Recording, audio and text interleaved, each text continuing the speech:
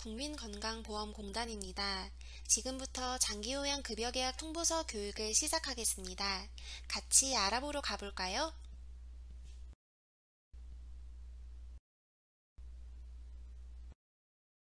장기요양급여계약 통보서란 무엇일까요?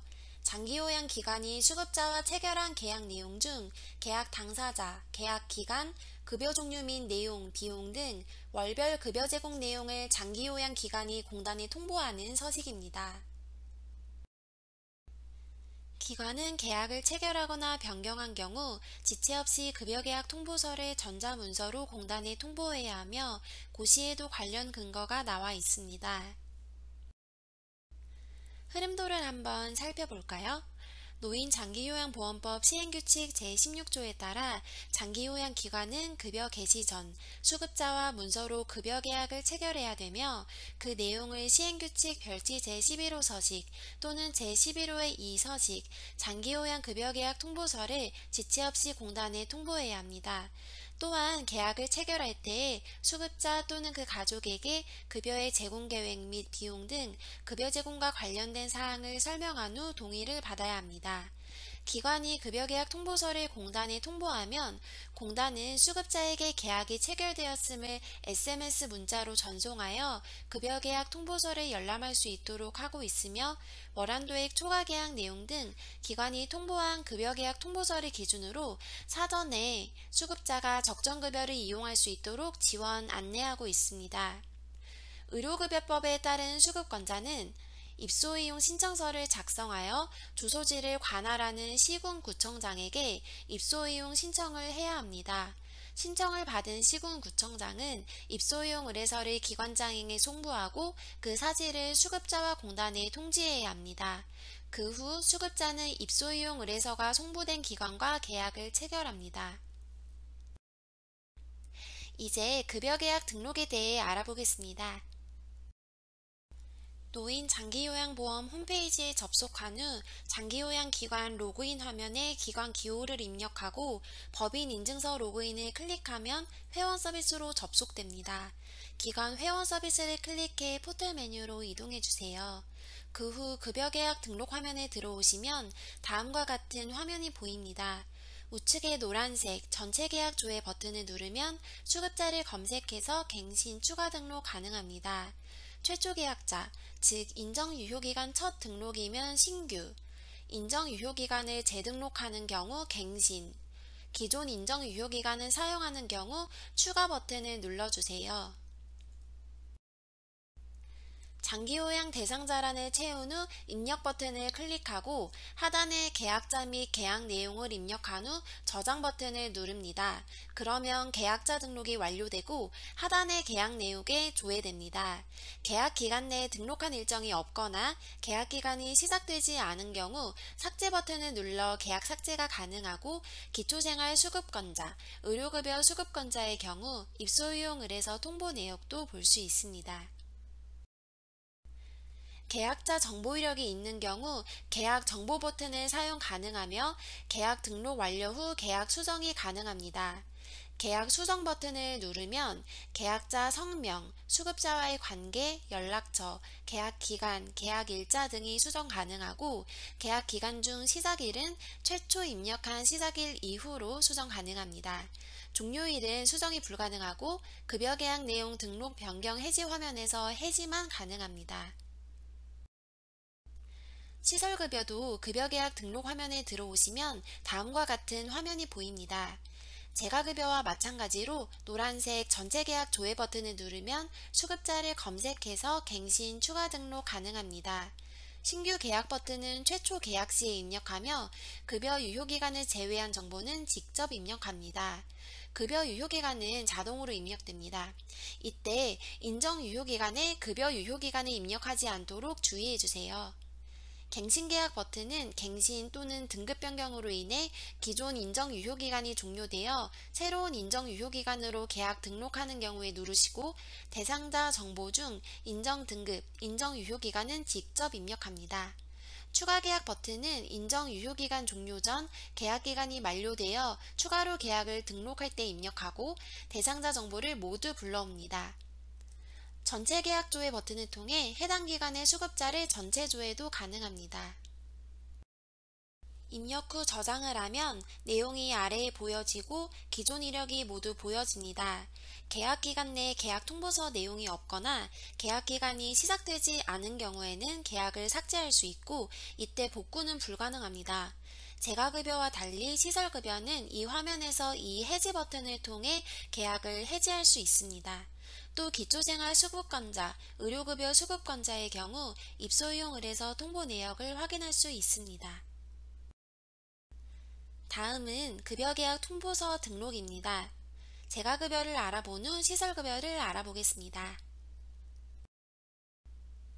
재가급여의 경우 급여계약 내용 등록 변경 해지 화면에서 급여 제공 연월을 선택하고 입력 버튼을 클릭하면 급여 제공 계획이 통보되지 않았습니다 라는 팝업창이 뜹니다. 왜 뜬 걸까요? 왜냐하면 급여 제공 계획서를 통보하여야 일정 등록이 가능하기 때문입니다. 확인 버튼을 클릭 후 급여 제공 계획서 등록 화면으로 이동하여 먼저 급여 제공 계획서를 통보한 이후에 다시 입력 버튼을 누르시면 더 이상 팝업창이 뜨지 않고 다음 단계로 진행 가능합니다. 급여 종류마다 등록 방법에 있어서 차이가 있습니다. 먼저 방문 요약입니다. 급여 계약 내용 등록 화면에서 입력 버튼을 눌러 종사자 검색 팝업이 뜨면 급여 제공하는 종사자 선택란에 체크하고 아래 화살표를 클릭하면 선택한 요양보호사에 나타납니다. 가족관계 여부, 급여 제공 시간을 입력하고 입력 버튼을 누르시면 급여 일정 등록 변경란에 급여 일정이 생성됩니다. 그 다음 단계는 다른 급여 종류들을 살펴본 후 다시 돌아와 설명드리겠습니다. 방문 목욕은 종사자 검색 팝업이 뜨면 급여를 제공하는 종사자 2명을 선택하고 방문 목욕 수가를 선택하고 입력 버튼을 클릭합니다. 방문 목욕 3인 이상의 경우 요양보호사 3명 이상을 선택해 가족 여부, 대표 여부, 시작 종료 시간 입력 후 방문 목욕 수가를 선택하여 입력 버튼을 클릭합니다. 이때 요양보호사는 최대 5명까지 등록 가능하고 대표 여부는 2명을 지정할 수 있습니다. 이렇게 요양보호사가 3인 이상 등록된 경우는 급여 일정 등록 화면에서 대표 요양보호사 2명만 표시가 되고 이렇게 커서를 가져다 대면 등록된 모든 요양보호사의 정보가 보여집니다. 다음은 방문간호입니다. 좌측에 방문간호 지시서 등록 버튼을 클릭해 요양기관명, 발급일, 발급 번호 등을 입력합니다. 입력 버튼을 눌러 종사자 선택 후 가족관계, 시작 종료 시간을 입력합니다. 참고로 건강관리 서비스 및 치매 건강관리 서비스는 급여 이용 가능 대상자만 체크박스가 활성화되며 개인별 장기요양 이용계획서 뒷장을 참고해주세요. 그렇다면 만약 방문간호 급여 일정을 등록하려는 날짜에 등록된 방문간호 지시서가 없거나 날짜가 유효하지 않으면 급여 일정 등록이 불가능할까요? 아닙니다.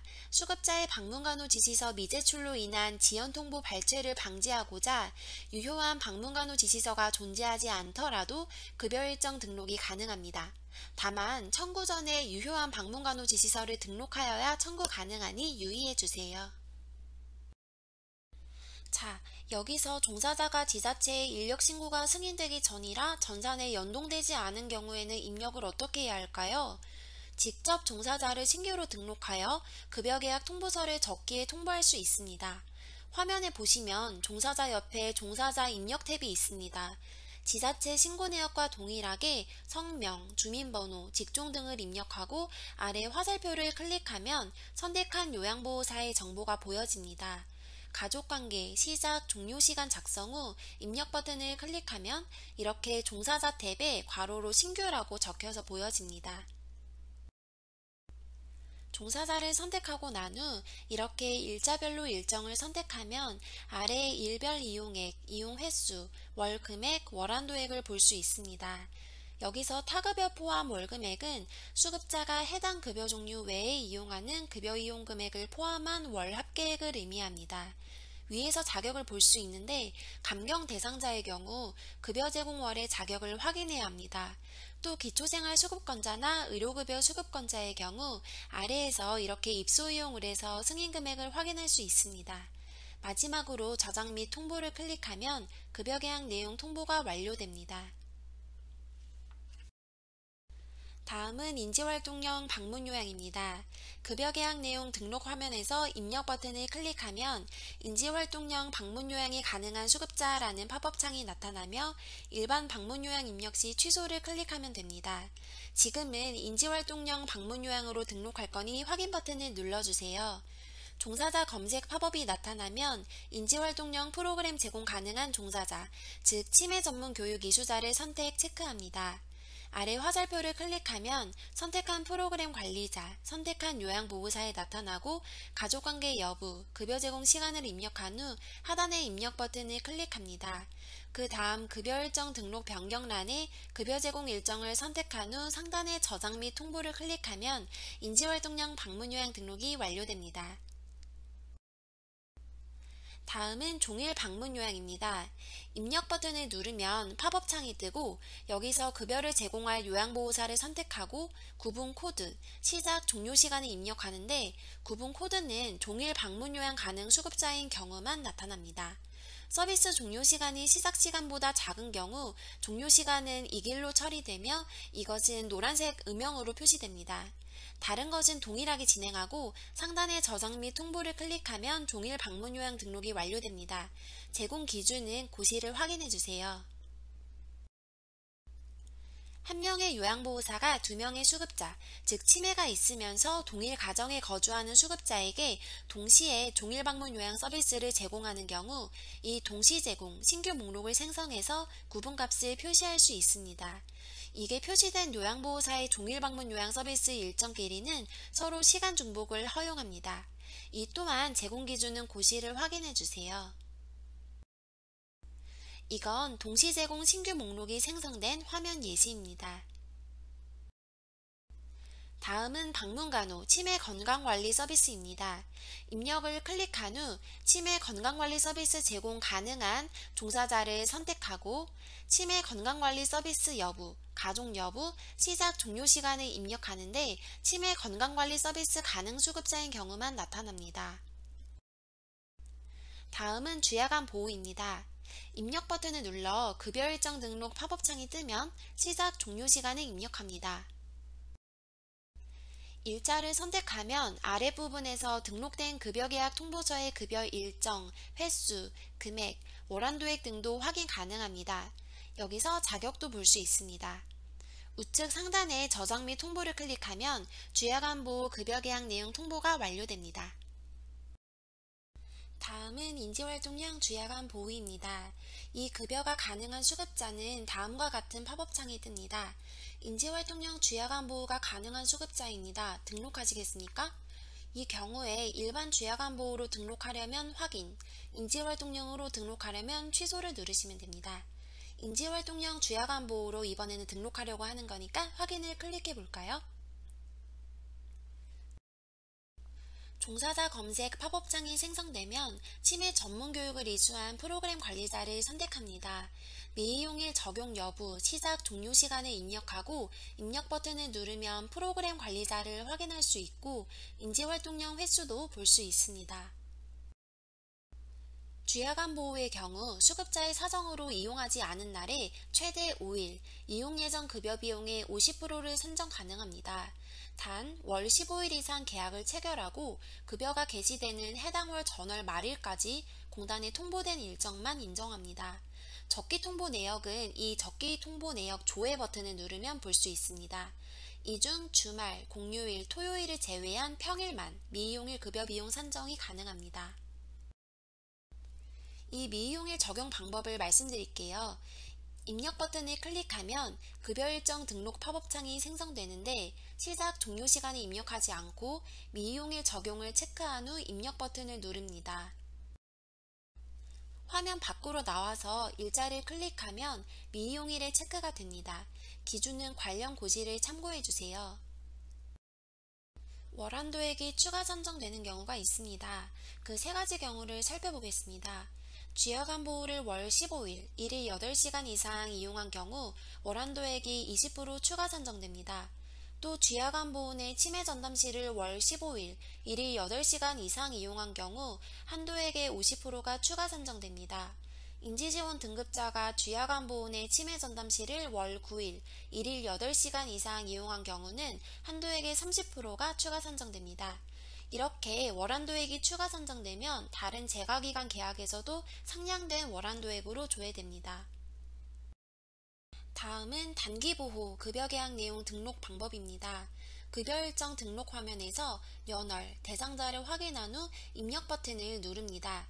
이때 치매가족 휴가제 가능 수급자의 경우 체크박스가 활성화됩니다. 시작, 종료 시간을 넣은 후 하단의 입력 버튼을 누르세요. 해당 날짜들을 누르면 밑에 이용 횟수, 월 금액, 월 한도액 등을 볼 수 있습니다. 타 재가기간에서 미리 일정을 넣어둔 경우에는 타급여 포함 월금액란에 금액을 볼 수 있고, 기초생활수급권자, 의료급여 수급권자의 경우 입소용 을에서 승인금액을 확인할 수 있습니다. 여기서 자격도 조회 가능합니다. 저장 및 통보를 클릭하면 단기보호 급여계약 내용 통보가 완료됩니다. 9일 또는 15일을 초과하여 일정 등록할 경우 단기보호 연장일수가 초과되었습니다. 연장행을 추가한 후 진행해 주십시오 라는 팝업창이 뜹니다. 왜냐하면 한 행의 9일 또는 15일을 초과하여 일정 등록이 불가능하기 때문입니다. 참고로 단기보호는 2018년 1월 1일 이후에 지정 또는 설치 신고를 한 단기보호 제공기간은 월 9회, 연간 4회, 1일 9일 이내까지 연장 가능하고, 2017년 12월 31일 이전에 지정 또는 설치 신고를 한 단기보호 제공기간은 월 15일 이내 연간 2회 연장 가능합니다. 그럼 연장 버튼을 눌러볼까요? 그러면 연장 일정을 넣을 수 있는데요. 급여일정 등록 변경에 연장이 자동 체크되고 이용 횟수, 월한도 미포함 금액이 자동 계산됩니다. 이때 월한도 미포함 금액, 월한도 초과 금액, 급여 비용을 꼭 확인해 주세요. 2017년 12월 31일 이전에 지정 또는 설치 신고를 한 월 15일 이용 가능 단기보호 기간의 경우 전산 화면 내 감산 적용 이용일수 탭이 보입니다. 월 9일 이용 가능 기간은 해당이 없습니다. 그러면 감산 적용 이용일수가 무엇일까요? 월 이용일수에 연장일수를 더한 일수를 뜻합니다.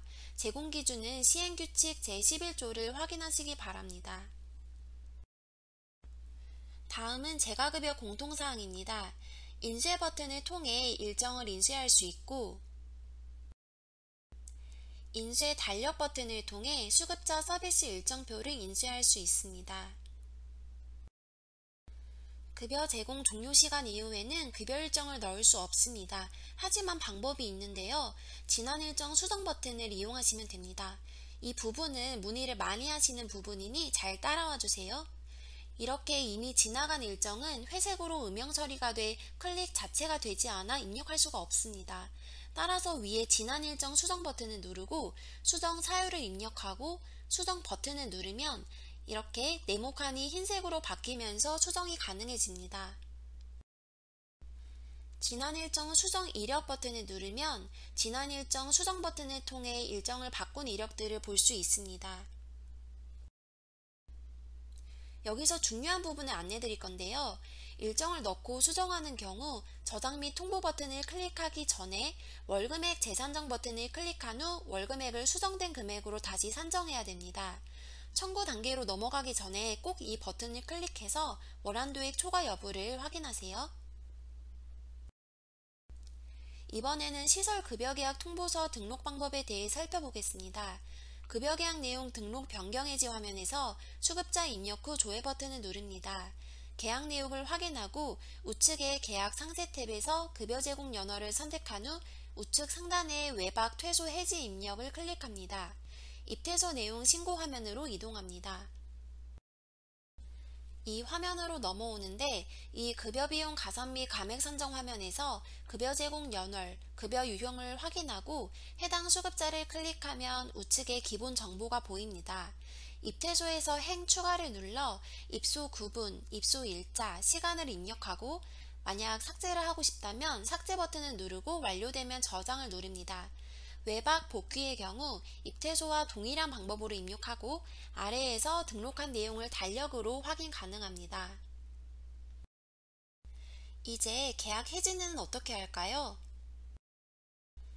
재가급여의 경우 일자를 선택하고 해지 시간을 입력 후 계약 해지 버튼을 누른 후 팝업창에서 확인을 누르면 재가급여 계약 해지가 완료됩니다. 해지가 완료되면 계약 기간이 해지 일자로 자동 반영되며 급여 일정이 자동 삭제됩니다.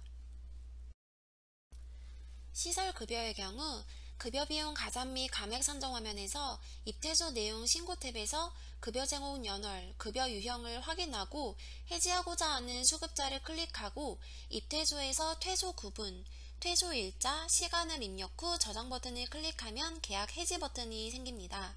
이걸 눌러볼게요.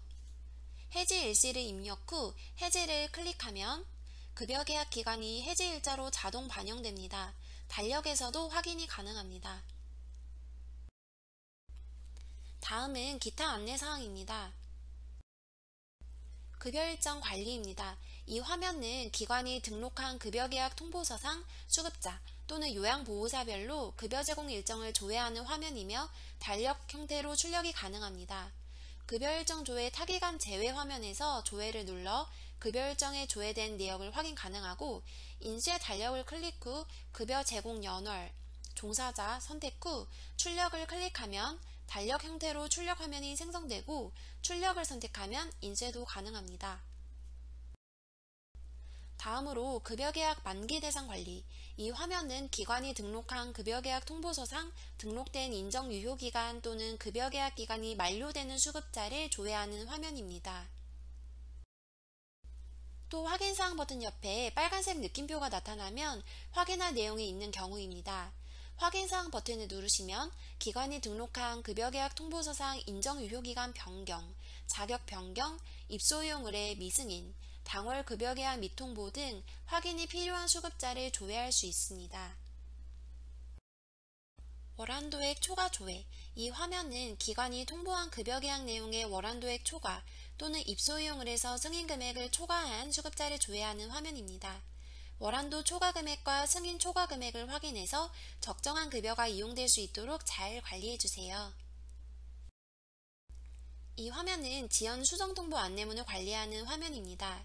안내문 조회 화면에서 안내문 종류 선택, 급여 제공 연월 선택 후 조회를 클릭하면 통보 안내문 내역의 적기 통보, 지연 통보, 수정 통보 내역이 조회됩니다.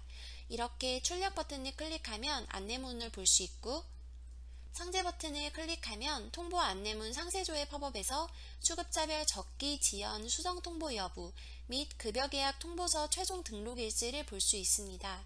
참고로 지연 통보는 급여 제공 연월 6월, 12월에만 안내문 출력이 가능합니다. 포털 게시판 메뉴나 노인장기요양보험 홈페이지 자료실에 들어가시면 법, 고시, 급여계약 통보서 전산 매뉴얼 등이 게시되어 있으니 필요할 때 기관 운영에 참고해주세요. 이상으로 급여계약 통보서 교육을 마치겠습니다. 감사합니다.